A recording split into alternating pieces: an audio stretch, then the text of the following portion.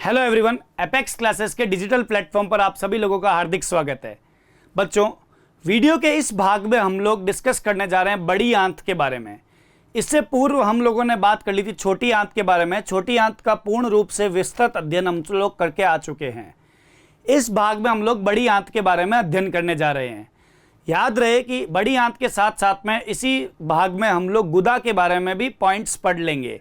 अर्थात इस वीडियो में हम आहार नाल के समस्त भागों का फिनिश कर देंगे, समाप्त कर देंगे बच्चों। तो देखिए, बड़ी आंत, अंग्रेजी में बड़ी आंत को क्या कहते हैं? Large intestine. अगर आपको जैसे अंग्रेजी का रहता है हिंदी का, तो मैं यहाँ लिख देता हूं बेटा, बड़ी आंत्र। समझ गए? बड़ी आंत के क्या होते हैं? 3 भाग होते हैं बेटा, सिक्कम, कोलोन और रेक्टम। तो यहां पे हमने लिखा हुआ है क्या बेटा? सिक्कम। दूसरा कौन सा आ जाएगा आपके पास में? कोलोन। और तीसरा क्या आ जाएगा आपके पास में? रेक्टम, जिसको बोलते हैं मलाशय। मलेशिया नहीं रे, मलाशय कहता, मलेशिया, मलाशय कहेंगे। तो यहां पे हम लोग पहले डिस्कस करते हैं सिक्कम के बारे में। सिक्कम जो होता है आपके पास में, जिसकी डिस्कस करने जा रहे हैं हम लोग यहां पे, सिक्कम। सिक्कम एक पेशीय थैलीनुमा संरचना होती है। ठीक है, क्या होती है? ये एक तरीके का पेशीय थैलीनुमा संरचना है। ठीक है, क्या है? पेशीय थैलीनुमा संरचना होती है। कौन? सिक्कम। छोटी आंत का अंतिम भाग इलियम, बड़ी आंत के प्रथम भाग सिक्कम में इलियोसिकल कपाट के द्वारा खुलता है। ठीक है, तो इलियम जो है वो सिक्कम में खुल रहा है। किस में खुल रहा है? सिक्कम में। किसके माध्यम से खुल रहा है? इलियोसिकम कपाट। ठीक है, इलियोसिकम कपाट के द्वारा इलियम किस में खुलता है? आगे सिक्कम के अंदर खुलता है। कहां खुलता है? सिक्कम में। अब एक सबसे खास बात आपको यहां पे ध्यान रखनी होगी बेटा। बात यह है यहां पे कि जो आपके पास में सिक्कम है, वहां से एक अंगुली नुमा या अंगुली के आकार जितना क्या होता है, एक अंग निकलता है, जिसका नाम होता है कृमि रूपी परिशेषिका। पिछले वीडियो में भी मैंने आप लोगों को बताया था, इस वीडियो में भी बता रहा हूं आप लोगों को, जिसको अंग्रेजी नाम होता है वर्मीफॉर्म अपेंडिक्स। क्या कहते हैं? अपेंडिक्स। तो क्या हो जाएगा? सिक्कम से क्या निकलता है बेटा? एक अंगुली समान, क्या लिख रहा हूं मैं? अंगुली समान अंग जुड़ा रहता है, जिसे क्या कहते हैं? जिसे कृमि रूपी परिशेषिका, कृमि रूपी परिशेषिका मतलब क्या हो गया? अपेंडिक्स कहते हैं। क्या कहते हैं? अपेंडिक्स कहते हैं। ये बात आपको यहां पे दिमाग में रखनी होगी बेटा। अभी मैं चित्र के माध्यम से भी इसको बता दूंगा, है ना। अब इसके अपेंडिक्स के संदर्भ में कुछ बिंदु आपको याद रखने होंगे। सारा मैं यहां पे बोर्ड पे लिख रहा हूं, वो केवल सिक्कम के बारे में ही लिख रहा हूं बच्चे। रेक्टम और कोलोन के बारे में नहीं लिख रहा हूं, वो आगे बताऊंगा आप लोगों को। जो अपेंडिक्स है, अपेंडिक्स की जो लंबाई होती है बच्चे, वो होती है आपके पास में 2 से 20 सेंटीमीटर तक होती है। कितनी होती है? 2 से 20 सेंटीमीटर। और मानव में यह अंग अवशेषी होता है। मानव में अपेंडिक्स जो है वो क्या है? अवशेषी है, या अवशेषी अंग में काउंट होता है। मतलब कार्यहीन है, उपस्थित है परंतु इसका कोई कार्य नहीं है।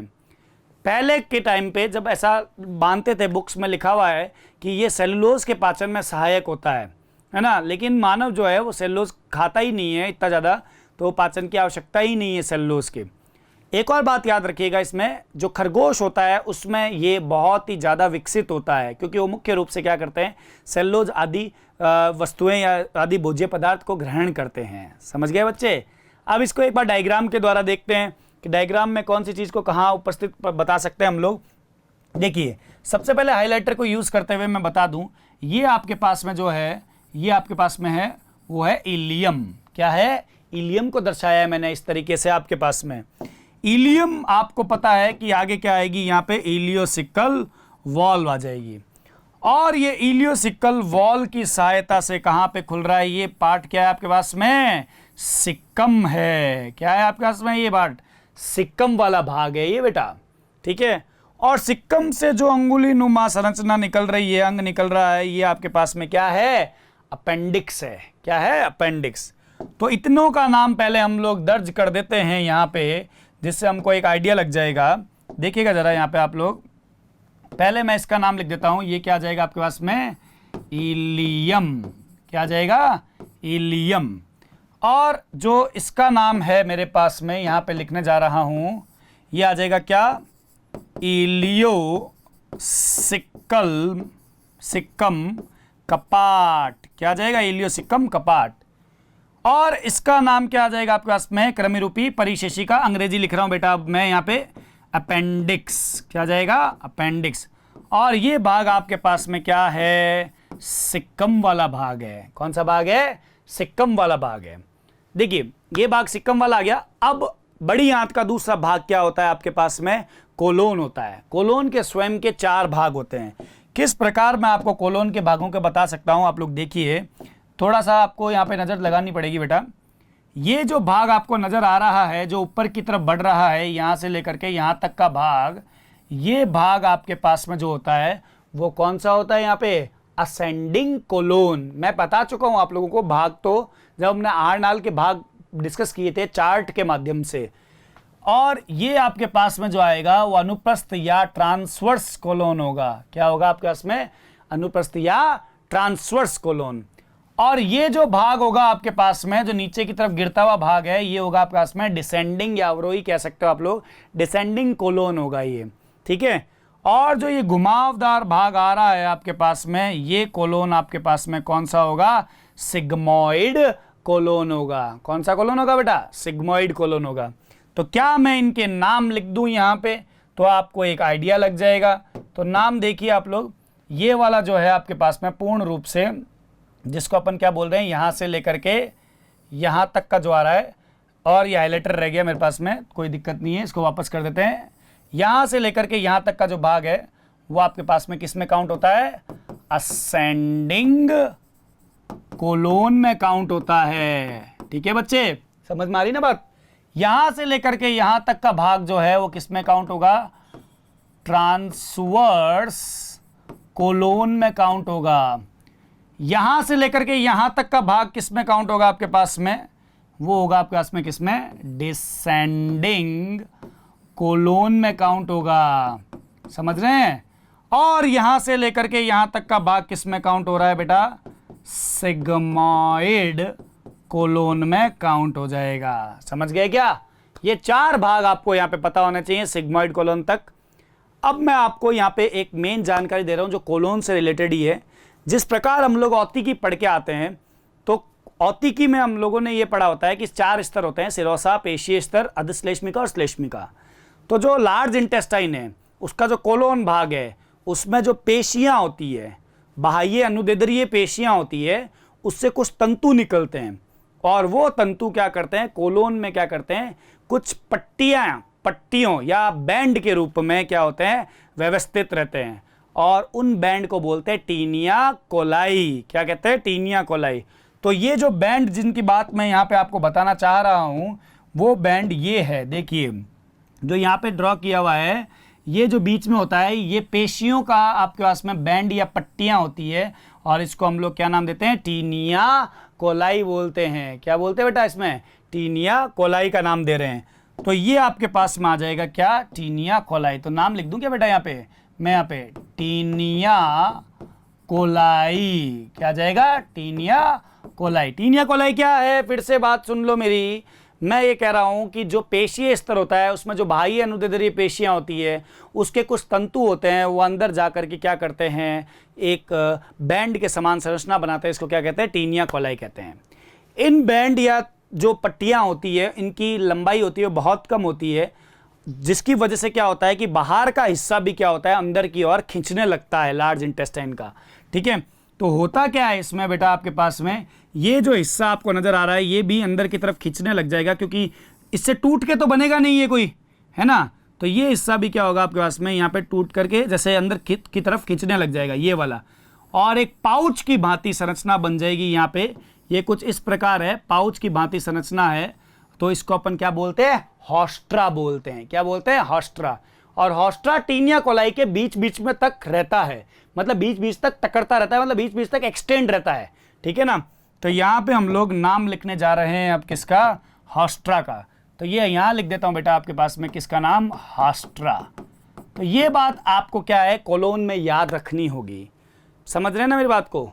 तो ये बात आप ध्यान रखिएगा। अब कोलोन के बारे में हम कुछ बिंदु लिखते हैं यहाँ पे। दूसरा अपन हेडिंग लगाते हैं क्या, कोलोन। कोलोन दूसरा भाग जो हम लोग बात कर रहे हैं बड़ी आंत का, इसके स्वयं के कितने भाग होते हैं, 4 भाग होते हैं।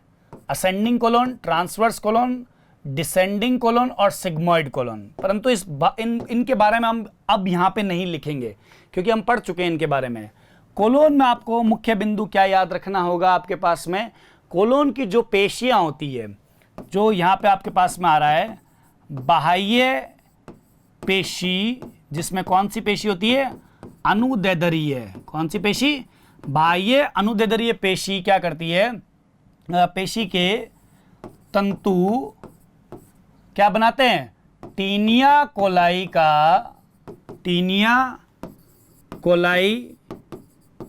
का निर्माण करते हैं। ये 3 होते हैं, 3 पट्टियां बनाते हैं इसकी। कितनी बनाते हैं, टीनिया कोलाई क्या होती है, 3 पट्टियां बनती है इसमें, ठीक है। अब क्या है कि बाह्य पेशियों की लंबाई इन तंतुओं की तुलना में ज्यादा होती है, जिसकी वजह से किसका निर्माण होता है, पाउच के समान हॉस्ट्रा का निर्माण होता है। तो हॉस्ट्रा के बारे में लिख रहा हूं। हॉस्ट्रा एक पेशीय पाउच, POUCH, पाउच के समान संरचना होती है। क्या होती है, संरचना होती है, जो टीनिया कोलाई के, किसके, टीनिया कोलाई के मध्य तक पाई जाती है, मध्य तक पाई जाती है। ये बात आपको कोलोन के अंदर याद रखनी होगी बेटा, समझ रहे हैं ना। कोलोन बड़ी आंत का सबसे बड़ा भाग है ना। अब कोलोन आगे जाकर के कहां खुलेगा, कोलोन आगे जाकर के खुलता है मलाशय में। किस में आ जाएगा, मलाशय, मलेशिया नहीं रे, मलेशिया मत बोलो छोरो, मलाशय के अंदर। किस में खुलेगा, मलाशय में। तो मलाशय की बात करनी पड़ेगी हम लोगों को यहाँ पे। तो अब हम तीसरा और अंतिम भाग बात कर रहे हैं बड़ी आंत का, जो क्या है आपके पास में, मलाशय। मलाशय एक पेशीय थैलीनुमा संरचना ही होती है, जिसमें क्या होता है, अपशिष्ट पदार्थ क्या होता है, अस्थायी रूप से संरक्षित रह सकता है। तो ये पहला बिंदु इसके अंदर आपके पास में क्या आ जाएगा, मलाशय में एक तो अंतिम भाग है, ये क्या है, अंतिम भाग। दूसरा बिंदु इसके अंदर क्या आ जाएगा, मलाशय के बारे में देखिएगा जरा इधर की तरफ आप लोग। मलाशय के बारे में दूसरा बिंदु बता रहा हूं यहां पे कि यह एक पेशीय और पतली पेशी होती है बेटा, इसके अंदर बहुत पतली पेशी होती है। पेशीय थैलीनुमा संरचना है। क्या है, थैलीनुमा संरचना है, जिसमें अपशिष्ट पदार्थ अस्थायी रूप से, अस्थायी मतलब जब तक हम बाहर नहीं त्यागते इसको तब तक अस्थायी रूप से संग्रहित रहता है। क्या रहता है, संग्रहित रहता है। ये बात आपको यहां पे ध्यान रखनी होगी बेटा। मलाशय जो है आगे जाकर के गुदा नाल में खुलता है। किसमें खुलता है, गुदा नाल में। तो तीसरा पॉइंट मैं लिखूंगा, मलाशय गुदा नाल में खुलता है। किसमें खुलता है, गुदा नाल में खुलता है। गुदा नाल स्वयं गुदा में खुलती है ना, खुलता है। अब आपने एक कई बार ऐसी बात सुनी होगी, पाइल्स का नाम सुना होगा। तो पाइल्स के बारे में भी मैं आपको बताता हूं थोड़ा सा। पाइल्स एक बीमारी होती है, इसके बारे में बता रहा हूं आपको यह मलाशय की शीरा होती है ना, धमनियों शीरा के बड़े हो जाने से होता है। आई क्या बात समझ में यहाँ पे आपको, है ना। तो मलाशय की शीरा जो होती है ना, बड़ी हो जाती है ना, फूल जाती है, बड़ी हो जाती है, तो पाइल्स नाम की बीमारी होती है। तो ये आपके पास भी किसके बारे में था, मलाशय के बारे में था। मलाशय का नामकरण हम लोग इसके अंदर कहाँ लिख सकते हैं, यहाँ पे। ये क्या है, मलाशय, और यहाँ क्या बता देंगे हम लोग, गुदा। क्या बता देंगे, गुदा यानी एनस, है ना, जो आहार नाल का अंतिम भाग है। अब हम लोग डिस्कस भी किसके बारे में करने जा रहे हैं, गुदा के बारे में ही कर रहे हैं, जो आहार नाल का अंतिम भाग है, गुदा, है ना। और इसको अपन क्या कह सकते हैं, एनस। ठीक है, उससे पहले मैं एक जानकारी और दे देता हूं आप लोगों को। बड़ी आंत का मुख्य कार्य होता है अपचित या अवशोषित भोज्य पदार्थ से जल का अवशोषण करना। समझ रहे हो। यदि बड़ी आंत का जो भाग है वो अगर सही से काम कर रहा है, या अधिक, अगर मान लो अधिक जल का अवशोषण करने लग जाए, तो कब्जी हो सकती है। और यदि जो कोलोन का ही मुख्य भाग होता है बेटा, कोलोन जो है वो अगर ठीक से काम नहीं कर पा रहा है, मान लीजिए कोई बीमारी हो गई है जिसमें वो जल का अवशोषण नहीं कर पा रहा है, तो आपको दस्तें भी लग सकती है। समझ रहे हैं। तो ये कारण होता है, ये ध्यान रखिएगा आप लोग। एनस की बात कर रहा हूं यहाँ पे, एनस यानी गुदा के बारे में। तो गुदा नाल, यानी गुदा नाल किस में खुलेगी आपके पास में, गुदा नाल किस में खुल रही है, गुदा में खुल रही है। ठीक है, आहार नाल का सबसे अंतिम छोर कौन सा है, यही है। तो यहां पे लिख सकता हूं ना मैं, आहार नाल का सबसे अंतिम भाग क्या जाएगा, अंतिम भाग कौन है, गुदा। समझ रहे हैं मेरी बात, क्या होता है, गुदा होता है। गुदा के माध्यम से हम अपशिष्ट पदार्थ को बाहर त्यागने का कार्य करते हैं। लेकिन गुदा में दो अवरोधनियां पाई जाती है। क्या होती है, दो अवरोधनियां। एक होती है बाह्य अवरोधिनी, क्या जाएगी, बाह्य अवरोधनी। और एक होती है आपके पास में कौन सी रे, आंतरिक अवरोधिनी। क्या जाएगी, आंतरिक अवरोधिनी। तो जो बाह्य अवरोधिनी है बेटा, बाह्य अवरोधिनी ये ऐच्छिक पेशियों से निर्मित होती है, जबकि आंतरिक अवरोधिनी क्या होती है, अनैच्छिक पेशियों से निर्मित होती है। तो यहां पे बहुत इंपॉर्टेंट पॉइंट है, लिखना होगा। इसमें कौन सी पेशियां पाई जाती है, ऐच्छिक पेशी, यानी ये केंद्रीय तंत्रिका तंत्र के कंट्रोल में होती है, नियंत्रण में होती है। और ये आपके पास में इसमें कौन सी मिलेगी, अनैच्छिक पेशियां पाई जाएगी। कैसी पेशियां, अनैच्छिक पेशियां पाई जाती है। और ये किसके कंट्रोल में होगा, केंद्रीय तंत्रिका तंत्र के कंट्रोल में नहीं होगा। और इसका मैं एक छोटा चित्र बना करके भी आपको समझाऊं। तो देखिए, मान लीजिए ये आपके पास में गुदा का मार्ग है, और इस गुदा मार्ग में यहाँ पे आपके पास में जो है वो बाह्य अवरोधनी है, और यहाँ पे आपके पास में क्या आ जाएगी, आंतरिक अवरोधनी। तो ये हो जाएगी बाह्य अवरोधनी, और ये कौन सी हो जाएगी, आंतरिक अवरोधनी। यानी अगर मूत्र जो है या अपशिष्ट पदार्थ यहाँ पे है, यहाँ तक पहुँच गया है, तो हम लोग उसको एक बार कंट्रोल कर सकते हैं। ऐसा नहीं है कि वो बाहर निकल जाएगा, है ना। तो ये चीज़ है। वृद्ध लोगों में क्या होता है कि ये बाह्य अवरोधनी होती है, ये क्या होती है, इसकी ऐच्छिक जो पेशी होती है, ये क्या होती है, समाप्त होती जाती है, इसलिए वो अनैच्छिक होने लग जाती है। इसलिए जो अपशिष्ट पदार्थ है या मूत्र है वो अंदर ही आ जाते हैं। समझ रहे हो ना ये बात को। तो बच्चों, वीडियो के इस सेक्शन में हम लोगों ने यहाँ तक आहार नाल के समस्त भाग के बारे में पढ़ लिया है। अगले वीडियो में हम लोग डिस्कस करेंगे जो यकृत और अग्नाशय के बीच में जो कनेक्शन है उनके बारे में बात करेंगे, और दो ग्रंथियां हमारे पास में रही है, यकृत और अग्नाशय ग्रंथि, उनके बारे में वीडियोस आएंगे अब आगे, है ना। तो आप लोगों को पूरा समझ में आ गया होगा यहाँ तक। आप लोग चैनल को लाइक कीजिए, मेरे वीडियो को शेयर कीजिए, लाइक कीजिए, सब्सक्राइब कीजिए चैनल को, और पढ़ते रहिए, सुरक्षित रहिए। Thank you very much.